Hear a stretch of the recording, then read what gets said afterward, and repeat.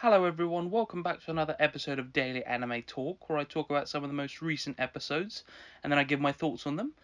Just a quick heads up, I did release an episode earlier this week, so make sure to check that out. And to start off, the first episode I watched was Last Dungeon Boonies, episode 10. Lloyd and everyone are on their way to visit Kunlun, and for Alka to meet up with her dwarf friend.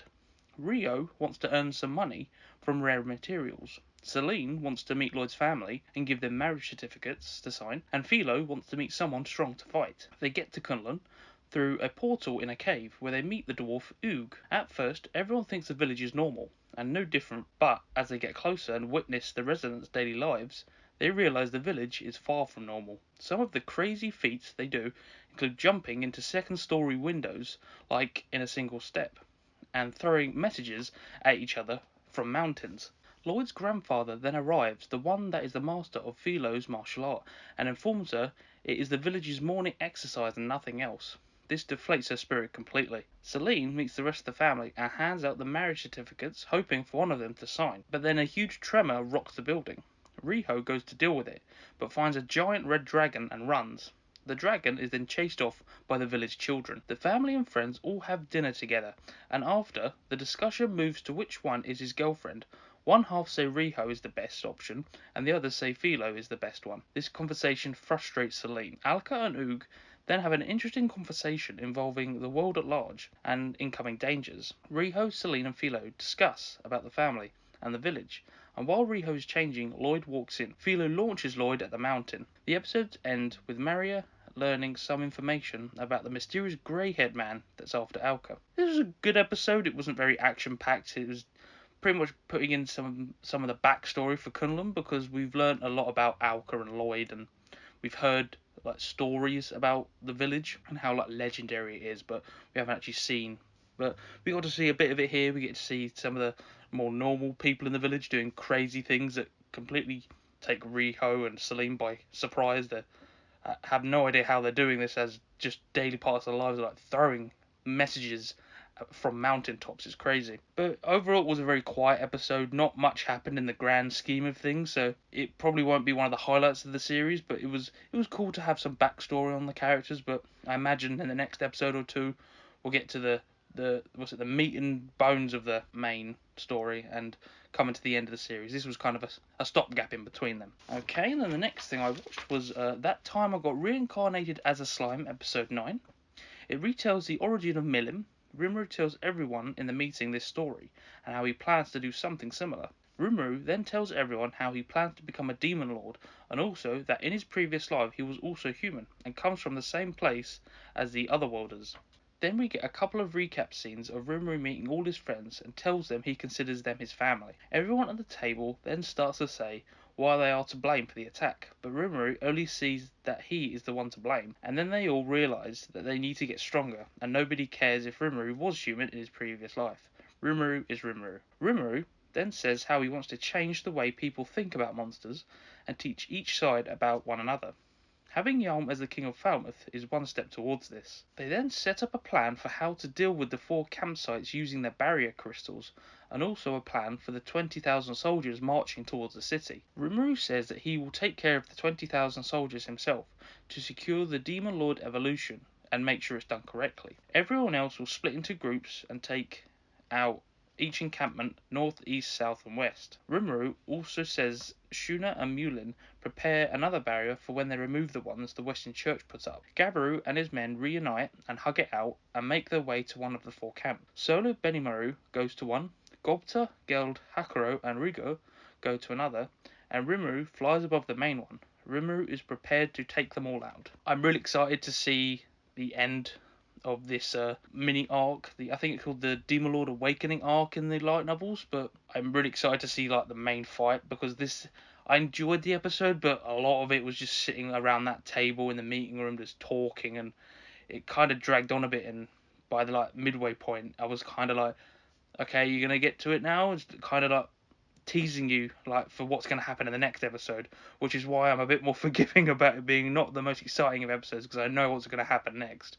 It's going to be full on battle. Well, not even a battle. I think it's going to be a bloodbath. Rimuru is going to destroy this army, and he's not going to take any prisoners at all. He's not going to hold back or anything. Same for Benimaru and the goblins. They are just not going to pull any punches. They're going for the kill at this point. But it was a relaxed episode. We get to see that Rimuru completely trusts his friends. He tells them everything about himself, about him being human, and like how he considers them family and trusts them a whole 100%, which is nice to see.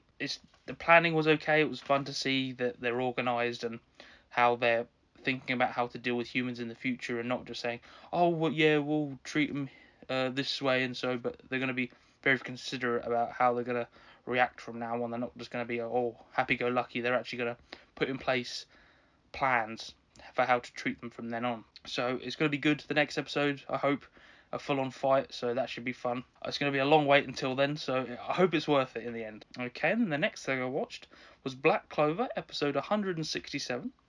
With Noella and Laura Petrica defeated, Vanica decides to leave, but takes Laura Petrica with her, so that Noella will have to fight Vanica again. But in the next fight, Vanica wants Noella to get angry and power up. Vanica also decides she no longer wants the Dark Disciples, so activates a bomb curse, blowing all of them up, and the surrounding areas. Mimosa, Luck, Leo, Charmy, and Gudja are all caught in the different explosions. Asta and Yami are now throwing everything they have at Dante, and are trying to find a way to put him down. With Asta now at his limits, he converses with his devil, and strikes a deal to use more of the devil's power, but will need to trade something in return. In this case, it is Asta's right arm, which gains a more red and black clawed look to it. With this boost, Asta is now able to strike Dante again, and cause some damage, but his power comes at a time limit. In his current state, it will only last 50 seconds. Dante continues to throw everything at Yami and Asta, keeps gaining mass and grows 2 other arms, but Yami and Asta keep up and throw their own attacks right back, creating a monster of a clash between the three. In the final second, Yami throws his sword to Asta, who coats it in his devil aura and slashes Dante down the middle, defeating him. He's not dead though. Everyone breathes a sigh of relief and hugs, but Yami goes to secure Dante when out of nowhere Zenon appears and captures and injures Yami by impaling him multiple times with his bone magic. Asta and the rest of the Black Bulls watch as they are powerless to stop Zenon from taking Yami as they vanish through a portal. Asta screams in sadness and probably some frustration that he has spent and couldn't do anything to save Yami. This was a great episode. I loved how, even because I know we're coming to the end of the season with episode 170, so I imagine with the next couple of episodes it's either going to end on a cliffhanger or it's going to end in a big fight, and this pretty much cements that. Like, we're in the most dire of situations. Laura Petrica has been kidnapped. Noella and all the people in the High Kingdom are probably very injured from those explosions. The Black Bulls are powerless. Like, a lot of the group can't even do anything. The only ones that actually could fight were Yami and Asta. Yami has now been captured, and Asta is completely out of it. He's tired, he's drained, he can't even stand up at the end of the episode, so it's looking as worse as it probably could. So I imagine in the next, last few episodes, we're going to get maybe a small training to boost him up a bit more, because Asta realizes, and the devil inside him told him, that he is just too weak to be able to fully take control of the powers he could use in the future. So I imagine he might train a bit more as they make their way to the Spade Kingdom. So it should be good. Overall, this episode was great. I love the fight scene with Yami and Asta against Dante. That was really cool, because we've had it over the last maybe 3 or 4 episodes. The fight's been going on, and this pretty much just sums up the craziness that was going on in that fight. It was throwing all sorts of bombastic magic at each other, and it ended in a very cool way with Asta using Yami's sword and just slicing Dante almost in half. It was really cool. So hopefully the last couple of episodes of the season are going to round it off nicely, or leave it on a really cool cliffhanger if they're going to continue later on. Okay, and then the last thing I watched was Otherside Picnic.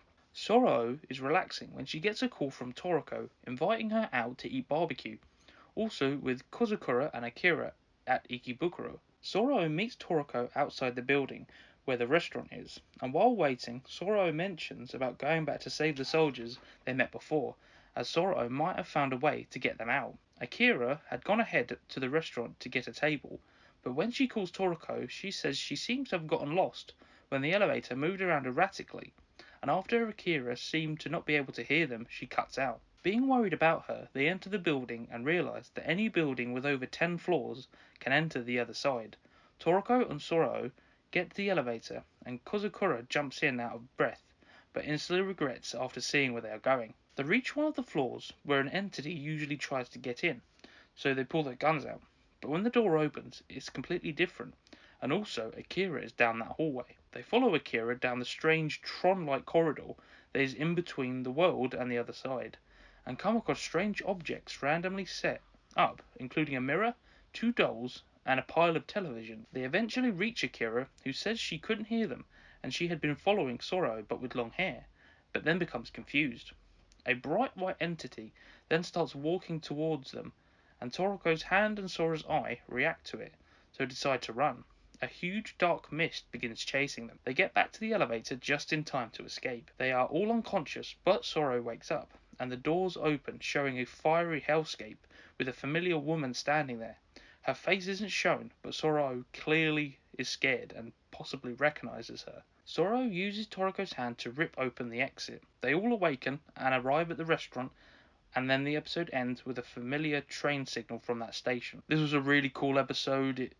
It wasn't as dramatic as some of the other ones. Some of the other episodes have been a lot more dire in their situations, but this was a bit more mystery because this is a completely new area. Because the other side is this whole other thing, but this is like a middle. It's almost like a limbo area between the regular world and the other side. So it was cool to see this new kind of thing, and it was weird how both the other side and this in between world continuously try to pull our group of characters in. Like usually it's Toriko and Soro getting pulled into the other side, but this time Akira, who isn't really that involved in their missions, has been pulled in purposefully by whoever is in control of all of this. So it's becoming a lot more dangerous for them because it's whatever's in control is purposely going out of its way to pull them in and put them in danger, which is, I imagine, going to get really bad by the end of the season. Something bad is probably going to happen because it's been getting worse and worse each time they happen to go there.